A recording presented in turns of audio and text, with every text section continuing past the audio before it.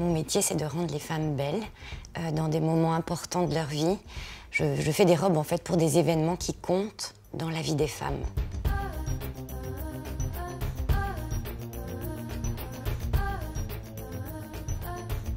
Je travaille dans ce qu'on appelle le flou, c'est-à-dire les matières légères et fluides, c'est-à-dire les mousselines, les organzas. Et j'aime particulièrement les dentelles, mais j'aime les dentelles comme on les faisait à l'époque. Ma création se nourrit tous les jours par ce que je vois, par ce que j'entends, par des films, par des expositions, par le style d'une jeune femme dans la rue, par une rencontre.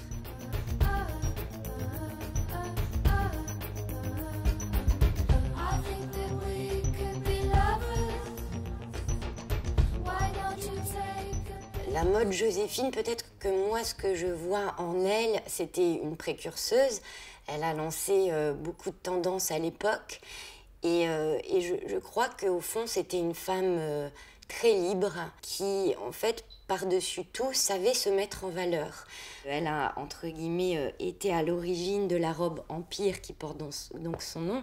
Cette robe qui était sous la poitrine. Elle avait libéré la femme du corset et des jupons balénés. Elle avait aussi un côté bohème et exotique. Exotique parce qu'elle était créole et en fait on dit que le matin, avant toute chose, elle se parait de châles en cachemire et les châles en cachemire rouge qu'on peut voir sur certains tableaux sont ultra modernes.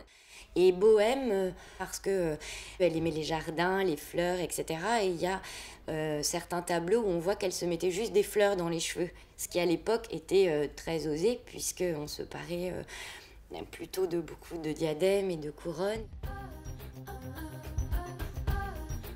Et puis c'était entre guillemets une socialite avant l'heure.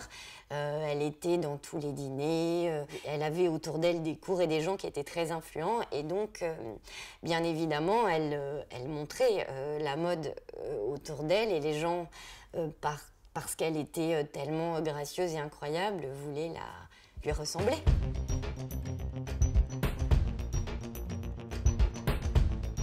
C'est Monsieur Saint-Laurent qui disait que les modes passent et le style est éternel, mais en fait, peut-être elle était à l'origine de ça.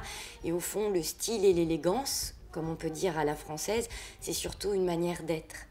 C'était donc une femme bonne, généreuse autour d'elle et qui n'était en rien corrompue, qui était le contraire de la vulgarité.